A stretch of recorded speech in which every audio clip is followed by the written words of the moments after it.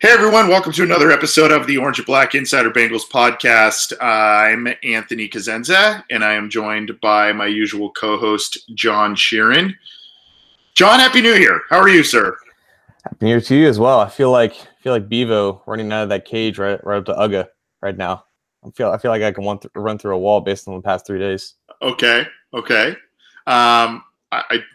I don't know if I got all that reference, but you can see the Texas mascot. He was like, "Oh, I got you." The cow, yeah. Yeah. Oh gosh, yeah, that was brutal.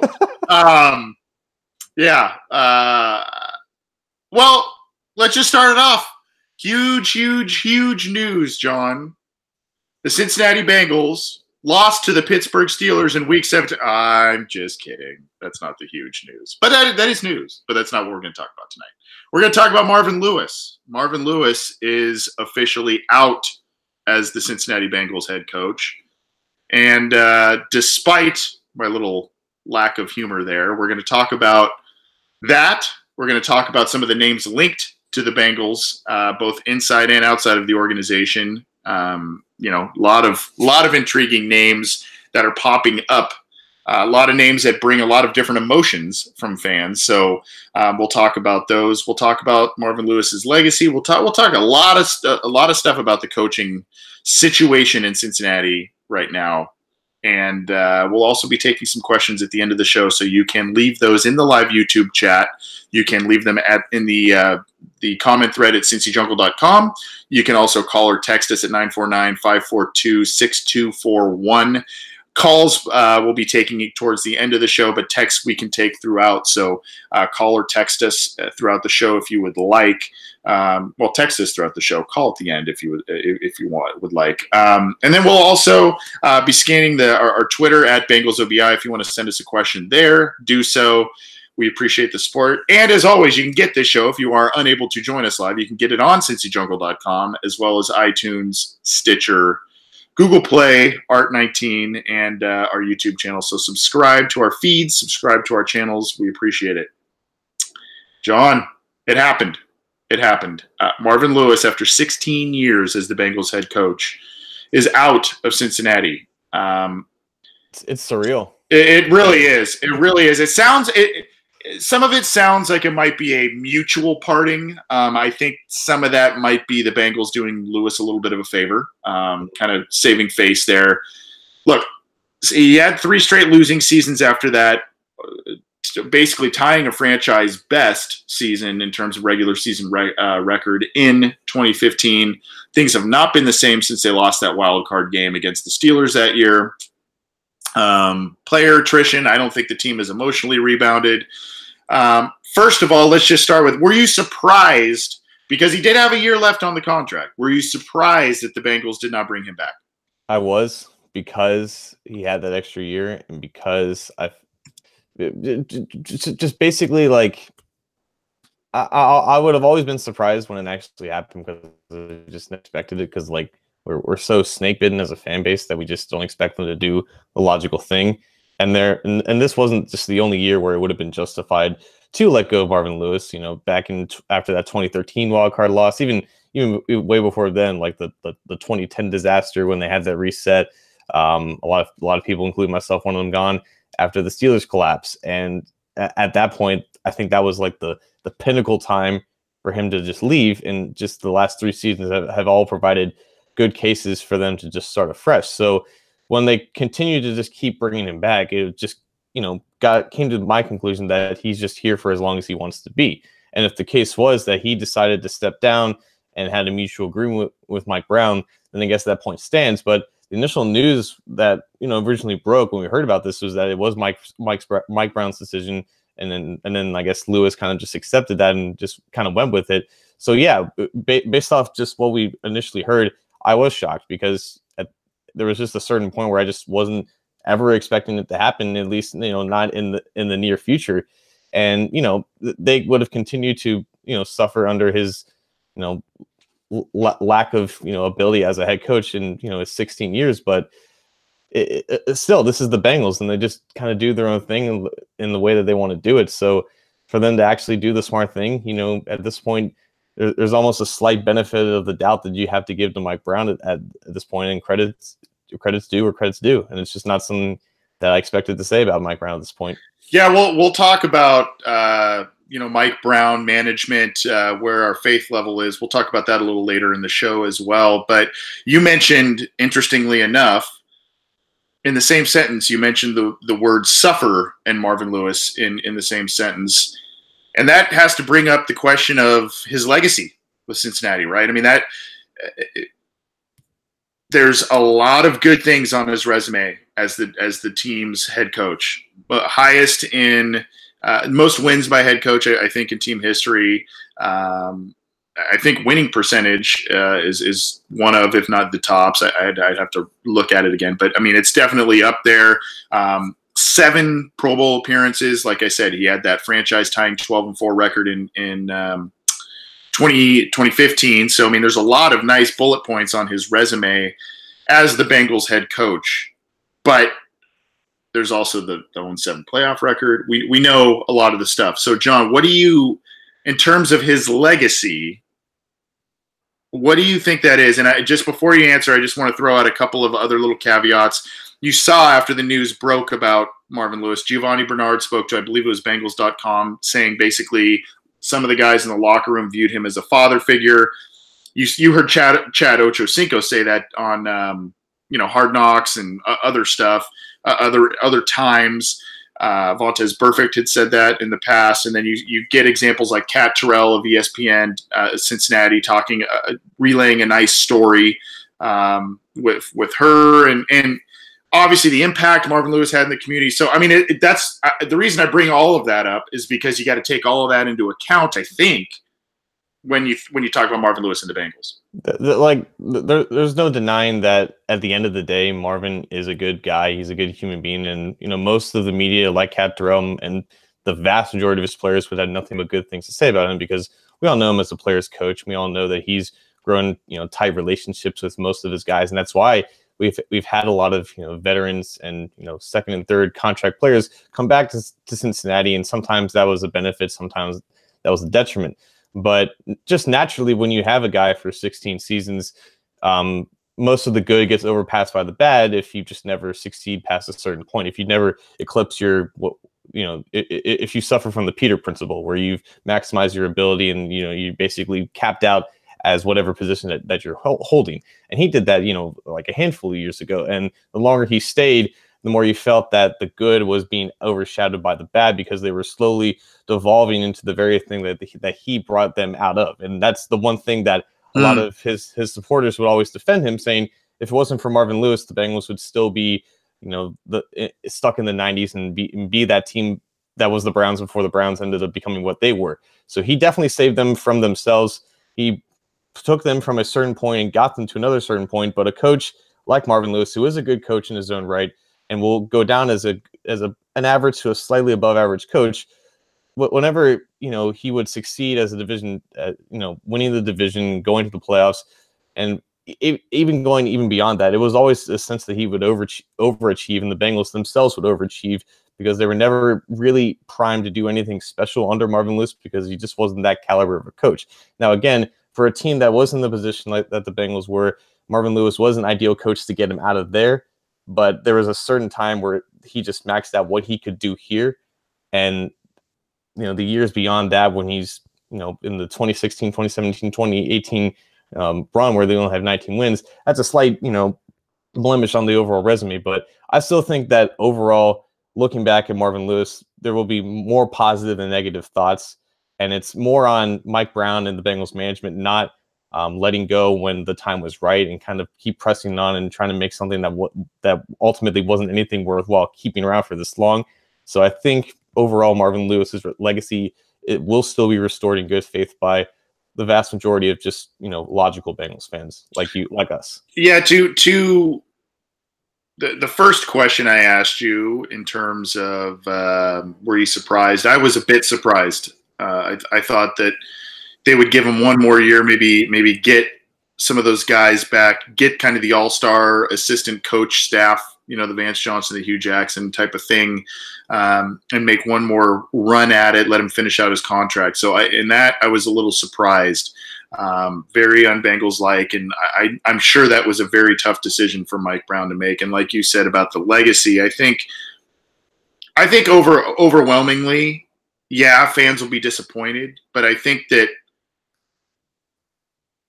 there has to be a pretty high level of respect for what Marvin Lewis did in Cincinnati. There really should. I'm not going to go too far into detail because earlier this week when the news broke about Marvin Lewis, I did a little short video and audio snippet just kind of relaying that, and in that I talked about my thoughts, kind of thanking him, I guess, for what he did. But I mean, seven playoff berths in 16 seasons when the Bengals went like 11 or 12 seasons without a single one right before him.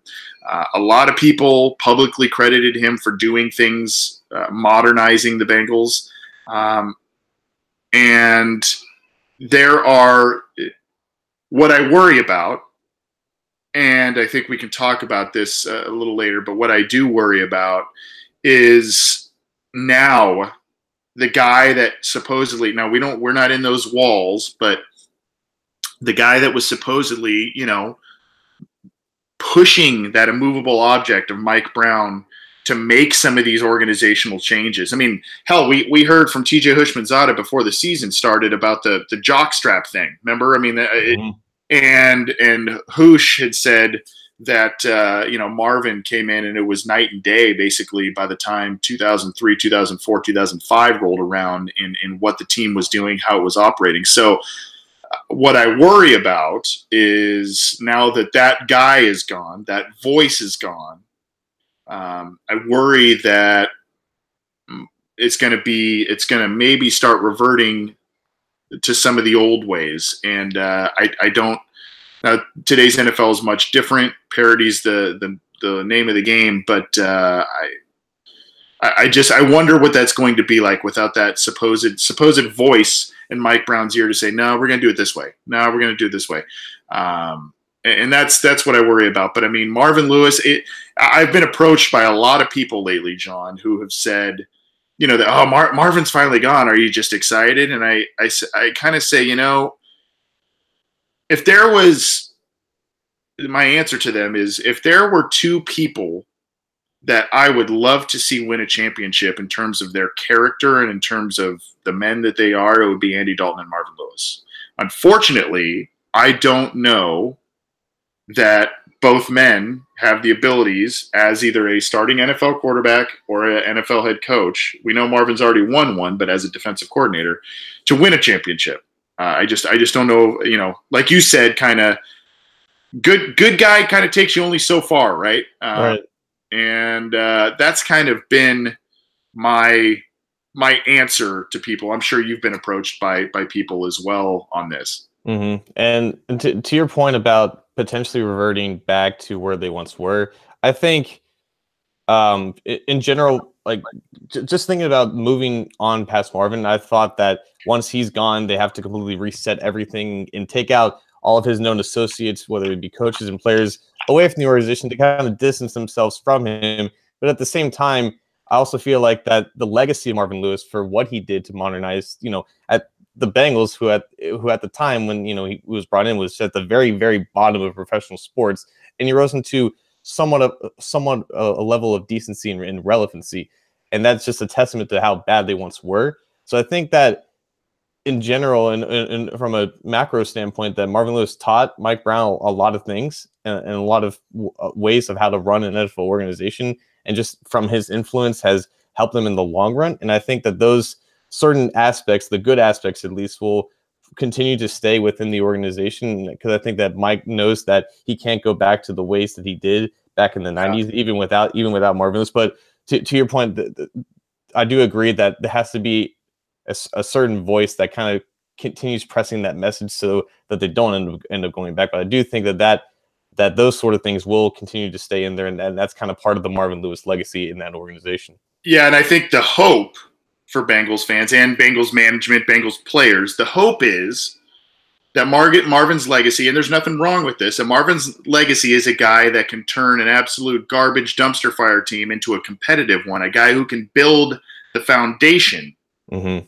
And then you bring in a new guy that maybe is a little better in game management, maybe is a little bit better, within practices, maybe isn't so hesitant, all the things we criticize Marvin about, isn't so hesitant to play the young guys over a veteran. So he takes maybe some of those things that were weak points of Marvin and just builds upon a lot of the strengths that Marvin showed. And I've said this to a lot of people too. I think when people ask me who is Marvin Lewis or what is to a Bengals fan, I always say he's Marty Schottenheimer. He's a guy who not in the way of necessarily coaching style, but in the way that he can take a very, very bad team and get them consistently around 9 wins around the playoffs. That's what Marty Schottenheimer did with the Browns. That's what he did with the Chiefs, and that's what he did with the Chargers. Unfortunately, Marty was also known as a guy who could not win the big games, could not win the championship, and that's kind of where Marvin's at too with the Bengals. Right. I want to end on this segment on this question with you, John, because we asked this in a Twitter poll. Do you think that Marvin Lewis will get another coaching job this year? And in the poll, 59% said yes, 41% said no.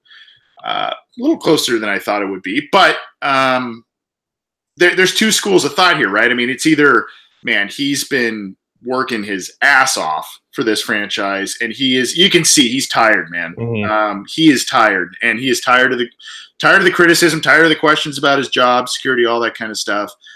He's not really a young guy anymore. I think he's in his mid 60s. So on that stretch, he could be like, you know what, it didn't happen. Or do you see him maybe being an effective college head coach? Maybe he's, with this father figure type of stuff we hear, maybe he's got some gravitas there with college players. Do you see him maybe being a consultant, an assistant coach somewhere? Or is that kind of beneath him now that he has so much? You know what I mean? There's a lot of variables here. I'm not sure if I know Marvin the person well enough to know if he would feel being above just like an assistant or consultant, because I think logistically that's like the best avenue for him if he were to continue coaching this year, because I'm unaware of the amount of openings at defensive coordinator around the league that there are. And obviously there's going to be 7 new staffs, being built all across the league outside of Cincinnati, and potentially those 7 new guys could want Marvin to be their defensive coordinator. But still, I mean, Marvin, I think, is going to be 60 or is 60 right now. And I just remember at the end of Obama's 8 years as president, you could just see the difference, like from when he was inaugurated to when he left, and just the amount of stress and scrutiny that he took, and just you could just visually see it. And it's literally the same thing with Marvin Lewis. So at a certain point, I think that like it's just a year off to just reflect about where he is and just see if he still wants to press on, would probably be the most likely thing to happen. But if he were to jump back in immediately, I can see him definitely as just either a linebackers coach or like a defensive consultant, because I'm not sure if he's quite ready enough to just jump into like a front office role with another team, or if he even wants to do that. I think he'll try to either take a year off to evaluate where he is, because I think at 61 he'll get some offerings in 2020, or he jumps back in as a minor assistant role, because honestly, I'm not sure if he feels he's above that or not, but I think he'd be damn good at it. So we've got a couple of interesting comments in the live YouTube chat. James Napke says Marvin Lewis will get a coordinator position somewhere, possible. Michael Myers, I can't tell if he's trolling me or what, but he says Marvin Lewis as the next head coach for USC. And that'd be interesting. That would just be interesting, put it that way. And I want to say this, and this will be a good segue into our next segment. A comment from Vape Guy, who I think is, I think it's our good friend John from Kentucky. He says credit Baker Mayfield for Marvin's firing. Mike Brown ain't going to be swept and trolled by the Browns. Plus, have you guys seen the PBS attendance? It's awful. So. Yeah, that's obviously kind of a factor. And if you saw a tweet from Kat Terrell today of ESPN Cincinnati, we're giving her a lot of tips of the cap today. So Kat's a good one. She does a good job. She does a good job. But we should get her on the show sometime. We should definitely try. Yeah, I don't know why we haven't done that. But at any rate, she put out a tweet saying that she's getting the feeling that the people within the walls of Paul Brown Stadium are very attuned to fan attitudes, especially about some of the coaching candidates that they are talking about interviewing that have gone out in the rumor mill. What are your thoughts on Marvin Lewis? You can get in touch with us in the live YouTube chat, as I mentioned, as well as the comment thread on cincyjungle.com. You can also call or text us, 949-542-6241, and we'll try and get you on the air there. Or you can get in touch with us after the fact if you're not joining us live, and get in touch with us and download the show on iTunes, Stitcher, Google Play, Art19, YouTube, and all of our stuff is also on cincyjungle.com. John, the latest news that I have seen, heard, and that you and I have reported on is that the Bengals actually have put out a number of feelers to a lot of interesting people. And I wanted to, that's why I talked about John from Kentucky's comment there to segue it into this. We're not going to spend a lot of time, if any, on the internal guys, but basically, we've heard Bill Lazor, Darren Simmons, and Hugh Jackson are all getting interviews or looks with the club as internal guys to potentially take over the head coaching position. And I think that most fans at that would balk at every single one of those guys, unless you've got a disagreement there. These are all Marvin guys, quote unquote. And if you want to really turn the page from the Marvin guys, you really can't hire some of these guys, in my opinion. I think you'd agree. Absolutely. Like, I think Hugh had his interview like a couple hours ago, and I think Lance McAllister put out a tweet like I don't know what the backlash is with at least just interviewing like a guy like Darren Simmons, who's been with the club for a number of years, you know, in the same position. And honestly, a special teams coordinator, you know, has proven to make a good head coach. I think John Harbaugh is like the best example of that. But at the same time, you know, when you look at the most successful hires around the league, you know, you want to look past just a long-time special teams coach within the organization. And again, when we're talking about, when we've dreamed about moving on from Marvin, we just always imagine it being someone completely new to hit that total reset button, to bring in his own culture, to bring in his own guys. And even if Darren Simmons would be a competent head coach, I think we would all prefer something completely fresh to see if they succeed or fail in that. And we don't have to say anything about Bill Lazor or Hugh Jackson for that matter, because I think we all have a unanimous opinion on those matters. Yeah. What will be interesting is with Lazor. I mean, I don't know what the Bengals, and this is just, you know, kind of an off whatever comment or situation that I'm wondering about is, you know, if Mike Brown really wants Hugh Jackson to stick around, makes him the offensive coordinator, and fires Bill Lazor. It would be interesting if, you know, Bill Lazor goes from offensive coordinator to interviewing for the head coaching position to not being the offensive coordinator for the team anymore. That would be like the ultimate slap in the face. But I mean, look, they got to do their due diligence. They have to know, although they probably do, but they have to know who they have in house. And, you know, if there is a benefit there, it's knowing the culture, knowing the team, knowing the players on the roster and their strengths and weaknesses for each of one of those respective players. So there are some benefits there, but I think we're all in agreement that an outside hire, it worked last time with Lewis, right? I mean, that's not necessarily the exact way that everybody wanted, but that's what brought about a much better era of Bengals football than the previous one. So I think the outside hires are probably where everybody's leaning. So the rumors and or reported interest and or reported interviews from outside guys include Shane Waldron, who's the passing game coordinator of the Los Angeles Rams. They have reached out to Josh McDaniels to get permission for him. Obviously, the Patriots offensive coordinator. Have not, I don't believe they scheduled anything with him, but they've definitely, it's been reported that they want to interview him. Zach Taylor, who is another Rams product, the quarterback's coach of the Los Angeles Rams. They have an interview set up with him. They have an interview set up with Vance Joseph. They have an interview set up, I believe, for Friday with Eric Bieniemy. Of those guys, because we could go on and on about all all kinds of different options at the college level and all kinds of stuff, and we'd take forever. But of those guys, is there one that you say, yeah, that guy? It's Bieniemy, and I'm intrigued by both Taylor and Waldron for their own specific reasons, but just for what we can rationally expect as fans of the organization that still operates mainly in just how they've had in the past. Bieniemy is probably the best guy because I think there was like his wife is on record for saying that she loves Cincinnati and that's friends here. Obviously, he has a history playing with the Bengals, but I don't think that matters as much. But there is some connection there with him.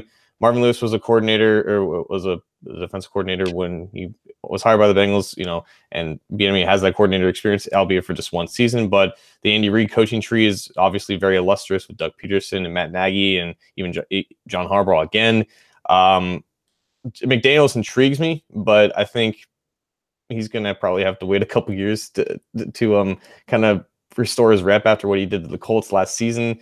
And again, both Taylor and Waldron intrigue me because I would be interested in diving into the McVay tree, but Taylor has just one season of coordinating, and it's for the Cincinnati Bearcats when they weren't really that good in 2016. And funny enough, Taylor was the guy that took over for Bill Lazor when Bill Lazor got fired in Miami. So he coordinated that offense for about 5 games, then moved on to Cincinnati, then went to Los Angeles. So I think a guy like Taylor is definitely an intriguing option because if you are going to look for the next McVay, you might as well go to the source. And McVay has been on record for saying that he's very crucial in their third down game planning. He's very not controversial in their game plan, but he's very very open-minded to his own kind of philosophies, and McVay values that a lot. So he's got a mind of his own. He's not just the guy that kind of follows what he says, but that's also Bieniemy. He doesn't call the plays for Kansas City, but he has a lot of influence in that offense. And I just think that based off a hire that they would make, that we would accept, Bieniemy is probably the best choice because he is the hottest name on the market right now, and they definitely need someone with an offensive focus because even though the defense was as bad as it is, we've always wanted the potential on offense to get a lot better, and definitely bringing a guy who's an offensive mind would probably want a quarterback with a higher ceiling than Andy Dalton after working with Pat Mahomes for a year. Yeah, it's just a side, and I'm old enough to remember this, but when Bieniemy was with the Bengals, there's a little side note. He was a guy that was known as an absolute monster in the weight room. Just an absolute, I'm talking putting up hundreds and hundreds of pounds on the bench and just like an absolute monster. But he's a shorter, stockier guy, so you can kind of get the arms up quicker. But he was known to put up a lot of weight, and that was like one of the big things. One of the original muscle hamsters. Yeah, exactly, man. And in his playing days, he was a built dude. He's kind of let himself go a little bit, but that's okay. That's neither here nor there, except for maybe he can get in guys' faces in the weight room a little bit since he was a monster there. But are you concerned, because you touched on it? Are you concerned that he has not called plays in an offense? He has 1 year of offensive coordinator experience at the NFL level, basically. Does that concern you? And if he is the guy, or it sounds like he's your preferred guy, do you worry that he's doing this? He'll take the interview and it's only for leverage. Granted, that could be any coach, but I say this because Bieniemy knows Mike Brown. Bieniemy knows the shortcomings of the Cincinnati Bengals. He was in that locker room. He played there. And is this just something, granted, it could be his first head coaching gig and he's just like psyched about it, but do you understand what I'm saying? This could be something where it's like, he seems to be the tops of a lot of fans' wish lists, and he may just be completely against coming here. I don't know that, but he was here at a really bad time of Bengals football. And that's completely understandable. He could just be taking the interview out of a professional courtesy for a team that he already played for, because he declined an interview with the Cardinals, and he already has it. He's interviewed with the Jets, the Bucks. He'll interview with the Dolphins. Today's Wednesday. He'll interview on Thursday, and then he'll interview them on Friday. So he's got 4 interviews in 3 days, and he's still game planning for a game in a week and a half. So he's a very busy man at this time, and I think he knows that he's got a lot of leverage with him because he's the hottest name on the market right now. And he can probably go wherever he really wants to, because there is a lot of good precedents set with the Andy Reid coaching tree. And yeah, while he hasn't called plays, I'm pretty sure Matt Nagy didn't call plays last year in 2017 when the Alex Smith offense went off. I think Doug Peterson was the quarterback's coach or some type of consultant under Andy Reid.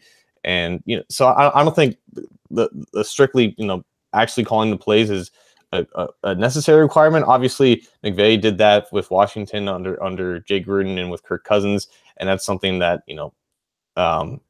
definitely helped him out, transition as a young head coach, as a first-time head coach.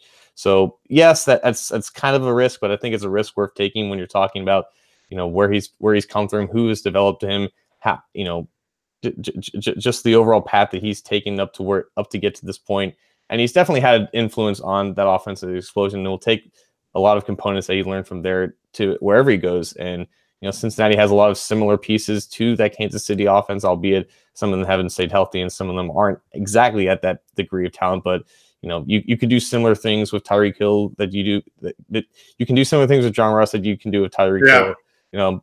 Joe Mixon's a talented runner in his own right. Tyler Eifert healthy, he's at least comparable to Travis Kelce, I guess. So the pieces are there. They can still add a lot more because the Chiefs are just not on their level. But I think Bieniemy would see that and be intrigued and take kind of what he's learned from Reid, just like Peterson and Nagy have done before him. And I think that's a risk worth taking.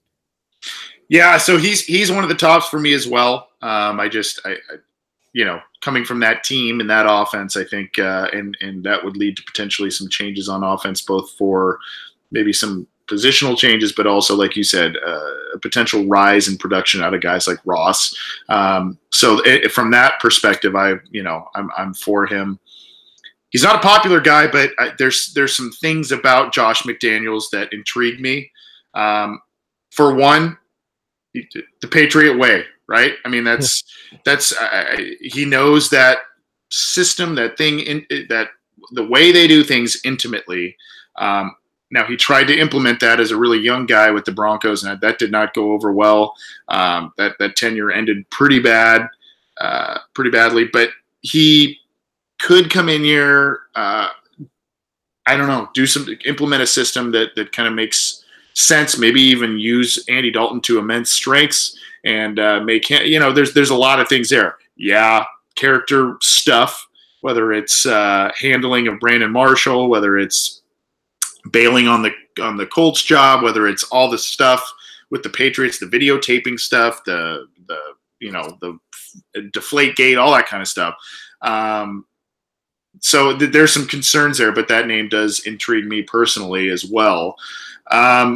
With these other guys, John, the Waldrons, the Zach Taylors, I saw earlier on Wednesday, Cliff Kingsbury, the former Texas Tech coach who accepted the offensive coordinator job at USC, is now getting some looks as a potential head coach. I think it was for the Jets and the Cardinals to get interviews there. My concern is this. Everybody's obsessed with getting the next Sean McVay, and they should be, because McVay is a very promising coach. He hasn't really won too many big things yet, but they seem poised to obviously make a championship run this year. Very sharp guy, young, inspiring, smart. So obviously you want to try and find another guy like that. There's two guys off of his tree here. I just worry, I don't really worry about other teams per se, but I worry for the Bengals that these if they do go that route, might it be a reach? There are people like myself who are barely old enough, to remember the David Shula debacle, where he was a young, inexperienced coach. He was an assistant who was a descendant of one of the greatest coaches in NFL history. And, so they deemed him worthy of this job, and he was an utter disaster. I'm not saying these guys will go that route per se, but there's just a reach factor there that worries me. Oh, for sure. And, I obviously wasn't old enough or maybe even alive to see Dave Shula, but rub it in, buddy. Rub it in.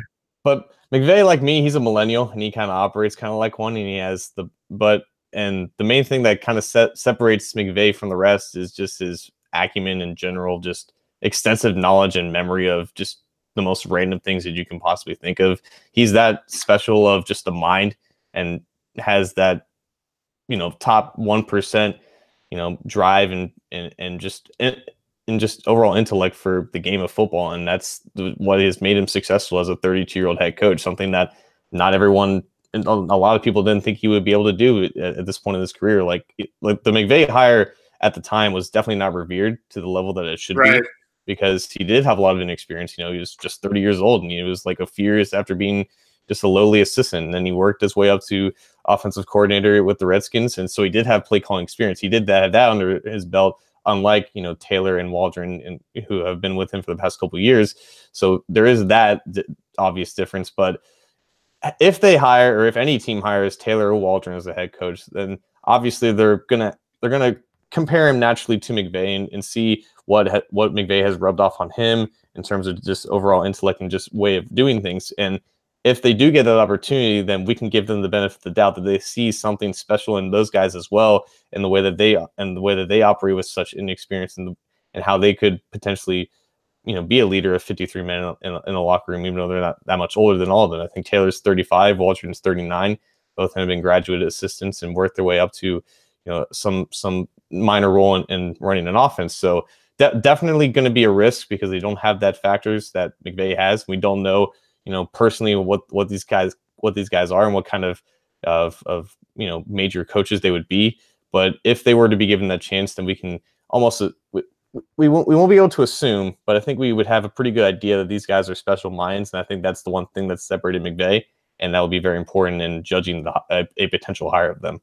Yeah, look, I mean, I understand that I sound a bit hypocritical when I'm saying, oh, Josh McDaniels would bring, the Patriot way maybe to the Bengals and all of that. Well, these guys have studied under McVay and with him, so they could bring some of that excitement and that passion and that creativity to the Bengals offense as well. To me, Jared Goff he's probably better than Andy Dalton, but I don't see him as necessarily an elite player at this point. I see that he has immense talent around him. He's very good, but he's got immense talent around him, including an offensive line, a lot of pieces they added on defense. He's got a lot of receiving weapons, and what they do is they spread things out. He's got Gurley behind him, and they can just do a lot of different things given the players they have. So, I mean, those guys could bring in the Rams' philosophy, what they've been running the past couple of years, and do it that way. But I don't know. I guess for every McVay, where I'm kind of going with this, for every McVay, there's a Dennis Allen. Mm-hmm. There's all these other guys that were young and up and coming guys, and they were just in over their heads. And even though the Bengals have had 3, losing seasons in a row, there are some talented players on this roster. They do need to add a lot more, but you would hate to see this team take another huge step back because they hired the wrong guy, obviously. This is a tough decision for the franchise to make. And, the wrong decision here, whether it's one of these Rams guys, and I don't want to just pile on those guys. It's just, for me, it's a little easier target to bring up because younger, inexperienced, all that stuff. And, but a lot of teams seem interested in those guys. I think Zach Taylor, especially, Waldron is another guy some teams are interested in. So they're getting some looks and getting some interviews, I think. So, the Bengals are at least going after some of the big names that are out there, which is pretty good to see. We'll see what direction they go. It's probably going to be, I would think, we probably won't find out anything until at least next week, maybe even longer. But I said this on our little tidbit show that we had earlier this week. I think that probably with the NFLPA Bowl coming up in mid-late January, with the Senior Bowl coming up, the Combine coming up, I think the Bengals, even though they said it could take several weeks, quote unquote, I think the Bengals want to get this decision done soon and a staff in place soon, so that when they go to these types of events, they have the coaches in place, the guys in place, especially because this organization really relies on its coaching staff more heavily in the scouting process than some other teams. So I think that they want all those guys in place, and we'll see. So some interesting names coming up there, or that have been brought up as the Bengals potential candidates for the coaching job. As I said, the internal candidates: Bill Lazor, Hugh Jackson, Darren Simmons, and then Eric Bieniemy, Zach Taylor, Mark Waldron, Josh McDaniels. Those are some of the other names being talked about or they've set interviews with. Again, I don't expect. Maybe by next week's show, we could have some form of news in terms of who the Bengals will bring as head coach, but I don't know if it'll even happen then. We'll see. This is the Orange and Black Insider Bengals podcast. I'm Anthony Cosenza. He's John Sheeran. You can get this show on iTunes, on Stitcher, on Google Play, on Art19, and YouTube, and CincyJungle.com. We're going to get to a segment in just a second, but we've got a call on the line, so hang on one second.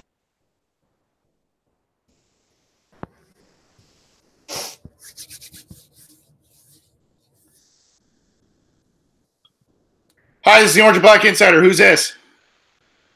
It's John from Kentucky. Happy New Year, Anthony, and Happy New Year, John Sheeran. Happy New Year, sir. Good to hear from you, sir. I'm sure you, knowing you as long as I have, John from Kentucky, I would assume you have to be absolutely ecstatic with the Marvin Lewis news. You know, my son texted me that morning and said the Marvin Lewis era has ended. And I texted back, what do you mean? He said, Mike Brown just fired Marvin Lewis. I said, son, it's a little early for April Fools. He says, no, it ain't no fools. Get on the Cincy Jungle site anyway. And so it happened. And, yeah, I was ecstatic, and I texted some of my fellow Bengals fans, and they couldn't hardly believe it. And, we've been watching this team for a long time.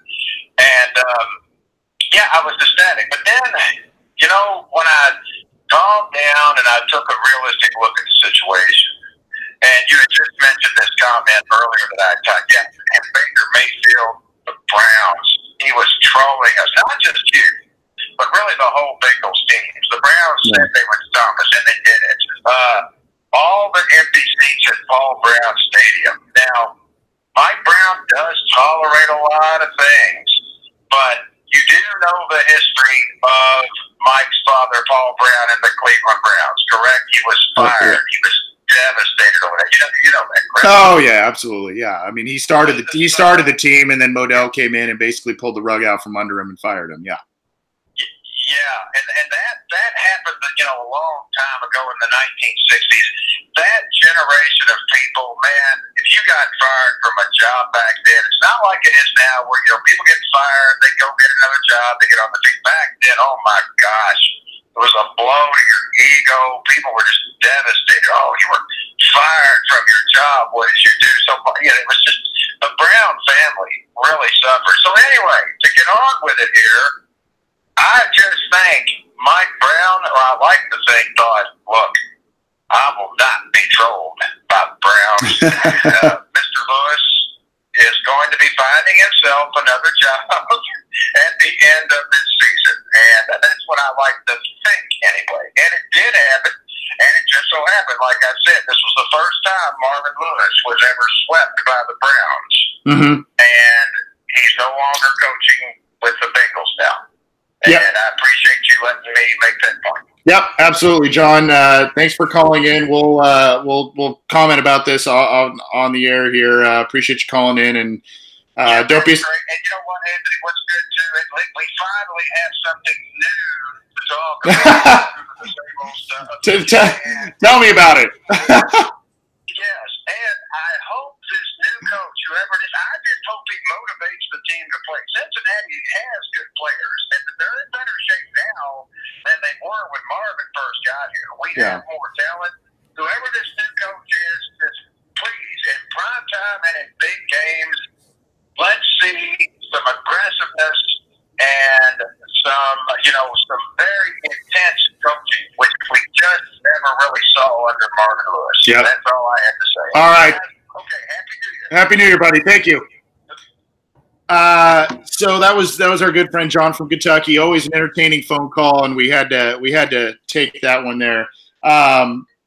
Any thoughts? Any additional thoughts, John, about what John from Kentucky said about the? Obviously, we talked about this previously about how the Browns game may have weighed heavily on the decision in terms of potentially bringing back Marvin Lewis, and the Bengals utterly failed in both of those games. Well, first of all, it's 2019, and I think we should finally on the show put this part of the show as the John from Kentucky segment, because it's just a weekly tradition at this point. So, John from Kentucky, shout out to you. We should definitely try to name this segment after you now.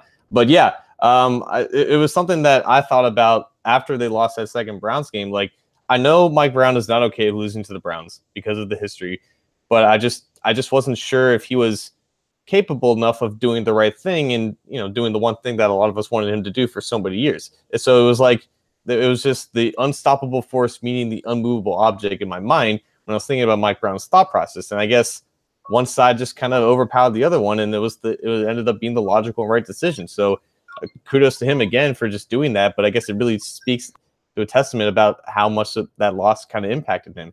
And I think that's something that should be worth, you know, celebrating. And I guess when you hold, you know, Mike Brown to such a low standard that we do, and that makes sense to me.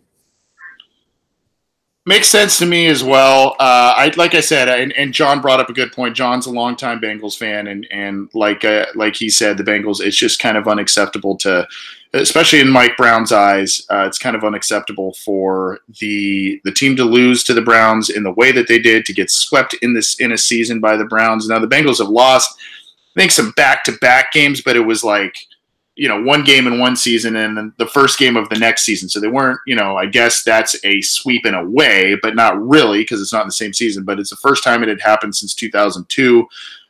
And we all know that 2002 was one of the worst seasons in Bengals history. Before we get to our next segment and maybe a couple of other listener questions towards the end of the program, we've got another regular caller here. It's Terrell giving us a call. Terrell, how are you, sir? How did you take the Marvin Lewis news?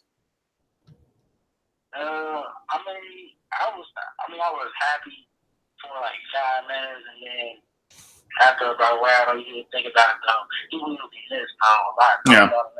Yeah. Yep. But other than that though, Marvin was just old fashioned though. I mean, you know what I mean? And, the big giant, like slow linebacker, like Brad Lewis. That's old.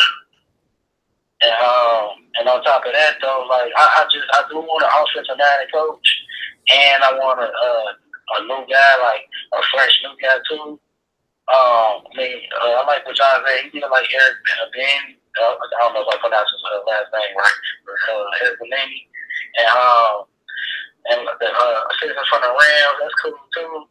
And they keep on talking about he ain't calling no plays with the guy from the Saints. Ain't calling no plays either. That's a good point. Yeah, that's a good point. That's a good point. But at the end of the day, I just want somebody that I like. If he could at least turn John Ross into just half of Tyreek Hill, he come on now. Yeah. If we get it. Yep. And then putting Gio, and they can do good with their running backs too. Because all of them could keep catching in Kansas City. So if you could put Gio and mix it on the same time, on the same plays, not just on the same drive like 1 or 2 times. I'm talking about all of them now. Yep, and the Andy Reid system has usually been quite friendly to versatile running backs and getting the ball. Yeah, getting the ball out. We're a little pressed on time, Terrell, so we're gonna move on. No problem. Oh, yeah. Appreciate you calling in, man. Who day, buddy? Bye. That was Terrell, frequent caller, and always good to hear from him. The one thing I want to talk about, I mean, he brought up a lot of good points there in terms of what needs to happen. Number one, yeah, it's using the guys effectively that are on the roster and getting more out of them. Number two, it's not unfortunately, we keep talking about the 2015 draft class, not whiffing on those picks in rounds 1 to 3. You can't keep whiffing on these big picks when you're relying on the draft. You just can't do it. But it all kind of adds up also to what he said, the slower, bigger linebackers, the thumpers, all that kind of stuff. I don't really necessarily want to word it this way, but do you think the game in a way passed Marvin Lewis by? Absolutely. Absolutely. I think we always talked about his inability to evolve to modern times. And while a good point would be, in the more successful years that he's been here, he's had the courtesy of leaning on some quality coordinators, whether it be Jay Gruden, Hugh Jackson, and on defense like Mike Zimmer and Paul Gunther in his first couple years here. So when they had success, they had good coordinators to help out Lewis, game plan and call plays and whatnot. But from a general sense, when you're talking about the duties that Marvin Lewis had as a coach, whether it be in-game decision making or just roster building in general, the tendencies took a long time to kind of evolve into the modern game. And honestly, yeah, I do think in a way that he tried for as long as he could to make it work from the way that he wanted to run things and whatever. But again, just like everybody, that he was just had to adapt to the times. And unfortunately, not only was it too late, he just wasn't effective at doing that. So I think just in that reason alone, it was time for him to go beyond just the lack of success beyond a division title. But I definitely do think that from a roster builder and just from a coach who just manages in-game decision making, it was definitely just a case of him being stuck in a time period where he was successful once, but he just wasn't anymore.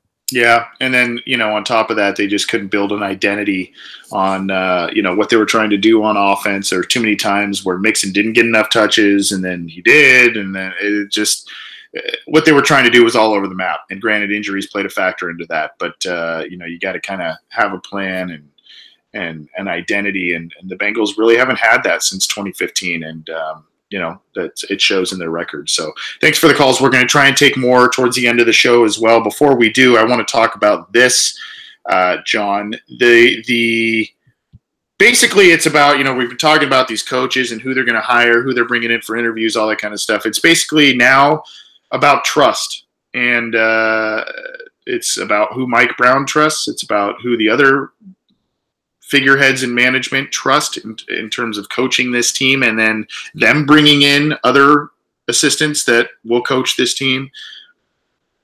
But it's also about, fans and people who follow the Bengals and us being able to trust Mike Brown, because in some ways he has not been the most trustworthy guy, whether it's the stadium deal that occurred years ago. He was kind of,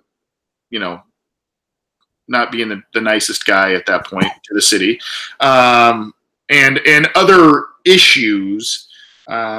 He hasn't been the most cuddly of guys with his players. Some players, yes, some players, no. But do you trust him?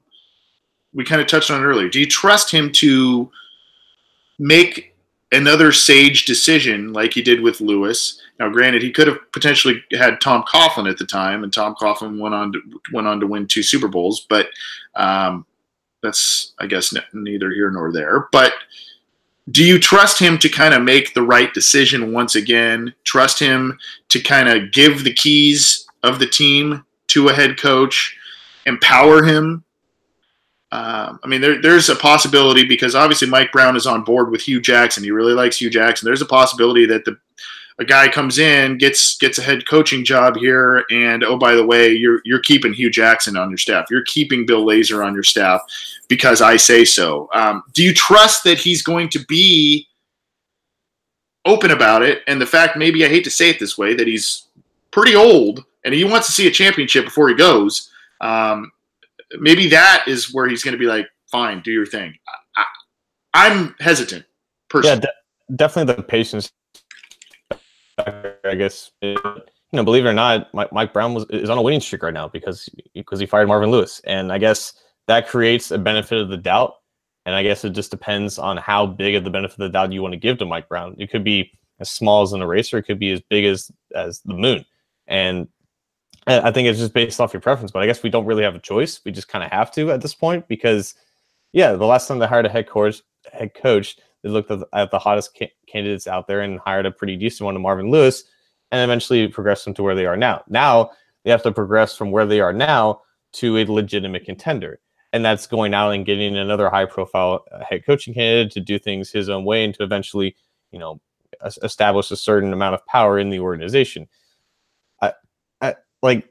None of us really expected this day to actually come, but now that it does, you have to kind of just sit back and think maybe he's just going to do the thing that he did last time and just go out and get the best guy available. And a lot of the perception now is that, they just hire from within, but that was just with Marvin Lewis and, promoting his assistants to kind of keep, the thing going that eventually wasn't going to turn into anything bigger than what it already was. But now this is a whole new different thing is, as much as maybe we don't want to admit it or don't want to accept it because we don't want to get disappointed again, this is a whole new transition that they haven't experienced since 2002, 2003. So yeah, I think there is a benefit of the doubt that you have to give Mike Brown at this moment. And until he screws up, there is a historical precedent that we can look back on and kind of have some glimmer of confidence. But again, like Terrell mentioned, after the first 5 minutes of realizing that Marvin Lewis is gone, there was a certain level of fear that kind of just sat with us because where did we go from here? Because we haven't seen this in 16 years and we don't know if Mike Brown is going to do the same thing that he did last time, even though that's the right thing to do. So there's a lot of uncertainty here, and it just really depends on, how much of your excitement from Marvin Lewis's departure kind of carries over to your overall trustworthiness of him to make the right decision going forward. Jason Von Stein in the live YouTube chat earlier said, "Can you imagine if Mike Brown hires an iPad in a trench coat? That would be that's pretty funny." I'm hesitant, man. There are still some things that this organization does or does not do that is not the norm for championship football. It's just not the norm.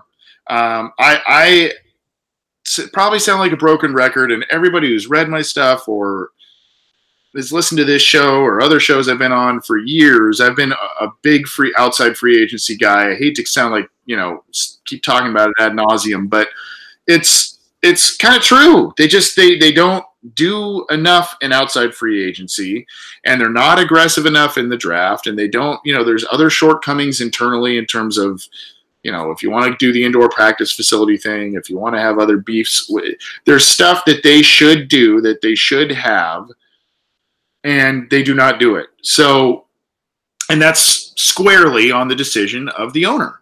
And he has made that clear. He doesn't believe that there's much of a use of an indoor practice facility to build one of those. He's made it clear that they like the draft and develop strategy. I don't know. And we've seen also the other thing, and I think you touched on it, John, is the loyalty aspect that he already showed to Marvin Lewis. And does that trickle over into some of these guys internally who are getting head coaching interviews for the team? You said this a couple of shows ago, John, and I'm just going to reiterate it, but if you are going to move on from Marvin, completely move on from him. Yeah. I think, and I don't want to steal your thunder by saying that, buddy, but I think that I wasn't the first. Well, I just think that you got to completely move on. And I don't think, now whether that includes the quarterback or other players, that's one thing, I don't know. But I mean, in terms of staff and hiring one of these guys that is a Marvin guy, I don't see the point. Yeah, me neither. And it's completely fair to be hesitant because it's like pulling teeth with this team. Like as soon as you think they're about to turn the corner, they kind of take 2 steps back and put you right back down in the dirt. And that's always going to be the fear when you have a guy like Mike Brown running the show. But again, he is 83 instead of 67 at the time that he hired Marvin. He has seen the steps that this team is taking it over Marvin's tenure. So I think even for a guy that's as incompetent as he is as an owner, I think he has to realize that there are certain future steps that he needs to take. And now he has a little bit more of a support group in the Blackburns, and even Duke Tobin for that matter, just from running the football show and operations and things. And yeah, there'll always be those aspects that we always want him to do more of, being in a small market and just coming up to the basic level of franchise competency as other average NFL organizations, and that'll always be a thing with him. And I still don't think that he's a good owner, even though he did the thing that we always wanted him to do. But yeah, I just even giving Hugh Jackson an interview kind of just pissed me off because it just felt like he hasn't learned anything from that and just hasn't really been, and maybe is as tone deaf as we think he is. But again, like there are people that will say that, you know, they did this last time, and we should, you know, trust that they're going to at least try to do it again. And if it doesn't happen, then we can proclaim that we're right. But it's just, honestly, it just feels like a leap of faith. I mean, I would prefer to just them have stuck with Marvin for another year if they're going to go the Hugh Jackson. Yeah. I mean, it just, you might as well have just kept Marvin, tried to load up at the assistant coach level. I don't know if I feel that strongly about Vance Joseph on that front as I do Hugh Jackson, Bill Lazor, Darren Simmons. But I still have that feeling.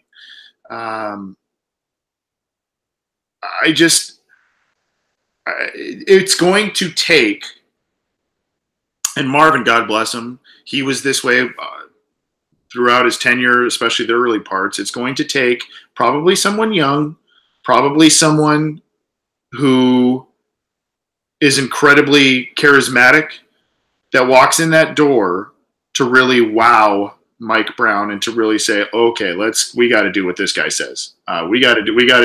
Maybe that's a McDaniels who comes from the Patriots. By the way, the Bengals and the Patriots actually, you know, ownership wise, and you know, Belichick and Marvin Lewis had a good relationship, and I think Robert Kraft and Mike Brown have a good relationship as well. Maybe there's something there where you say, well, that's, you know, this younger guy, he's in his early 40s. This younger guy's coming in, he brings that Patriot way. Maybe that's what it takes. Maybe it's the excitement of what the Rams and the Chiefs do on offense to get that. If we know anything, Mike Brown really loves quarterbacks and he really loves wide receivers. He loves the passing game. His dad did as well. So, you know, maybe it's going to take, you know, that offensive mind this time around to kind of shape him. I don't know. I'm very hesitant on one thing that's making me optimistic is that they are going after some of these hot names, these younger guys. That's making me optimistic, but I hate to say it. I don't fully trust him. I really don't. For sure. And I think Vance Joseph is getting like 2 days here in the interview process, because I think it's more than just about him potentially vying for that head coaching spot. It was said like other opportunities, basically. So it could have been like for potentially being the defensive coordinator if they were to go. Like, I'd be on board with that. Like, he's not like the best defense coordinator, but I think you could definitely do worse, and you could probably do worse than Vance Joseph, a head coach. But again, he doesn't bring any like sort of excitement, because he is a former assistant under Marvin Lewis, and he didn't have the most success as Denver's head coach. And I don't think he probably should have gotten fired after 2 years. But again, I just want someone new. You know, I want someone who doesn't have any history with the Bengals, like as a coach, who preferably in my mind has never been a head coach. I want to give someone a new chance to kind of do something new, because if anything, the Bengals just need a fresh start in the most freshest of ways possible. And if that's a guy who doesn't have necessarily the experience of a former head coach, that's fine by me, as long as, you know, he brings his own way and he's able to successfully build a team in 2019. I'm all for it. And whoever they choose who fits that criteria, then, you know, I'm just going to go ahead and dive in. Yeah, I'm going to put you on the spot here because I don't really – I'm thinking about some names and I don't really know where I would go with this. But do you have someone that you can think of that's a dark horse candidate for this job that is not either the team has not reported interest, asked permission to interview, or have set up an interview? Is there anybody in mind? I mean, if you don't, that's fine, but because I'm putting you on the spot. But do you have a dark horse candidate that's like, ooh, maybe this guy can, whether it's a retread guy, I don't know. I feel like if I sat down and think about it, I probably would be able to get up a name, but I don't really have it this time. I don't know, because initially I would think of maybe someone from the college ranks, because they don't normally hire guys straight out of college. But the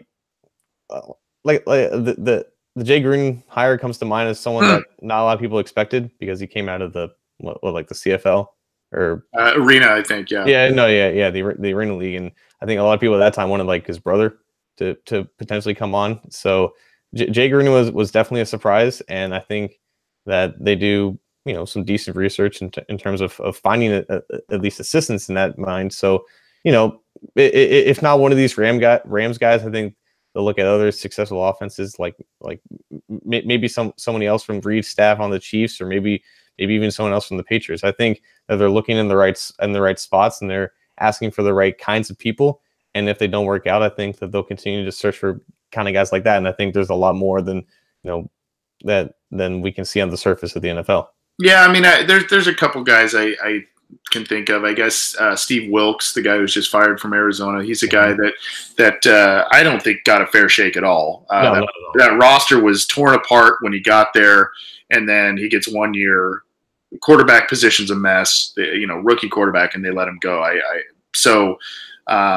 That's a guy I think would be interesting. And you mentioned how they're looking at some of the perennial teams that are, at least as of somewhat recently, being pretty good, the Rams, the Patriots.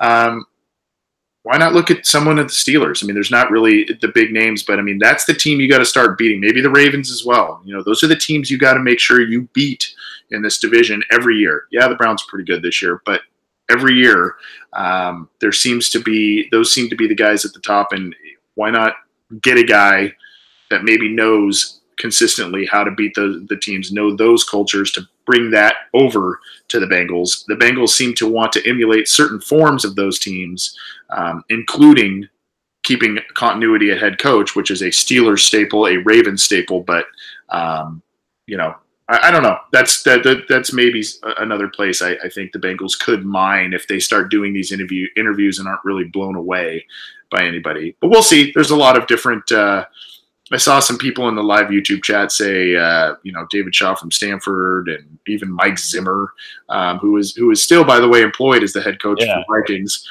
So that would require like a trade or something. And if Zim, he was popping off at the mouth shortly after the season, saying some interesting things about management. But I think they want to keep him there, and I think he's a good coach. So I think he's staying there. We're going to get out of here because we're running long on time. This is the Orange and Black Insider Bengals podcast. He's John Sheeran. I'm Anthony Cosenza.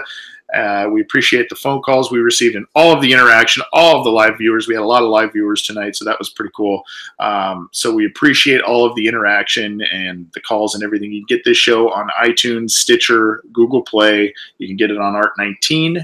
You can get it at Cincy Jungle, and of course, all of our videos are on YouTube as well. So get the show how you can. We appreciate it. John, any final thoughts before we close up shop here? We've been chatting about coaches for about an hour. Wow, this show kind of flew by. Any final thoughts either about Marvin or these guys, or maybe even what you saw on Sunday against the Steelers? I tell you what, man, like we've both been busy just covering the site, but this has been the longest 3 days of my life. The longer that Hugh Jackson hasn't been hired by the Bengals, the longer I think that it's going to happen. So I'm going to need something else to do besides running the website with Jason to kind of pass the time to alleviate my stress. And I'm sure you need something to do too. Yeah, I mean the last thing that you want.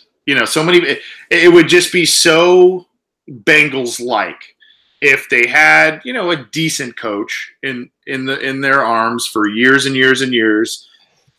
Fans want him gone for, some pretty legitimate reasons. They run him out of town. Then they struggle to find. They get on this carousel like the Browns, where they just can't find the guy.